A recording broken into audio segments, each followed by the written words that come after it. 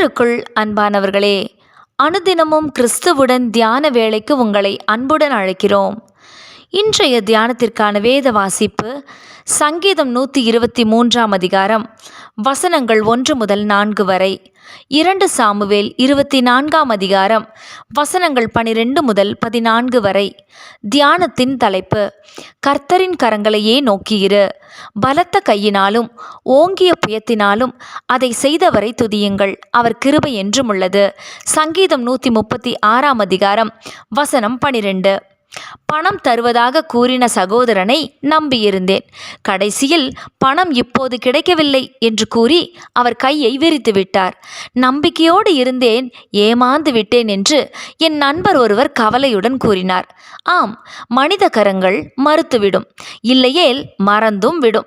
கர்த்தரின் கரங்களோ துணை நிற்கும், தூக்கி எடுக்கும், துயரங்களை மாற்றும், கண்ணீரை துடைக்கும்.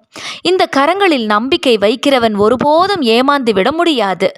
நான் பூமியையும் மனுஷனையும் பூமியின் மேலுள்ள மிருக ஜீவன்களையும் என் மகாபலத்தினாலும் ஓங்கிய என் புயத்தினாலும் உண்டாக்கினேன்.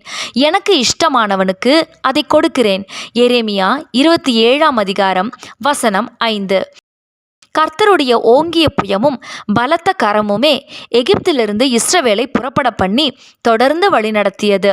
மேலும் இதோ, வேலைக்காரரின் கண்கள் தங்கள் எஜமான்களின் கையை நோக்கி இருக்குமா போலவும், வேலைக்காரியின் கண்கள் தங்கள் எஜமாட்டியின் கையை நோக்கி இருக்குமா போலவும் எங்கள் கண்கள் அவரை நோக்கி இருக்கிறது என்கிறான் சங்கீதக்காரன். மனுஷ கரங்களை நம்பி அதில் விழுந்தால் உண்டாகும் பாதிப்புகளின் பாதகமான விளைவுகள் என்னவென்பதையும், மாறாக கர்த்தரின் கரங்களில் சரணடைந்தால் உண்டாகும் சாதகமான சூழ்நிலைகள், ஆசீர்வாதங்கள் என்னவென்பதையும் தாவீது ராஜா அறிந்திருந்தார். இன்றைய 2வது வேத வாசிப்பில் வாசித்தபடி தெரிந்தெடுக்கும்படியாக 3 காரியங்கள் தாவீதின் முன்பதாக வைக்கப்பட்டன.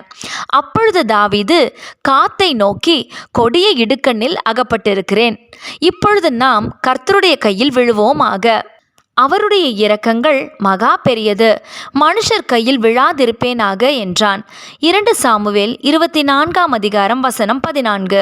அவர் சொன்னபடியே மனித கரங்களை அல்ல, தேவனது ஒத்தாசையையே எதிர்பார்த்தார் தாவீது. கர்த்தரின் கரத்தை நோக்கி பார்த்த தாவீது ராஜாவாக உயர்த்தப்பட்டார். என் ஆத்துமா கர்த்தரையே நோக்கி காத்திருக்கிறது என்று அறிக்கை செய்த தாவீது எங்கே? தன்னிடம் விளைந்த தானியத்தின் மிகுதியை கண்டு பெருமை கொண்டு, என் ஆத்துமாவே நீ உண்டு களித்திரு என்று கூறிய போது, மதிகேடனே என்று கர்த்தரால் அழைக்கப்பட்ட அந்த மனிதன் எங்கே?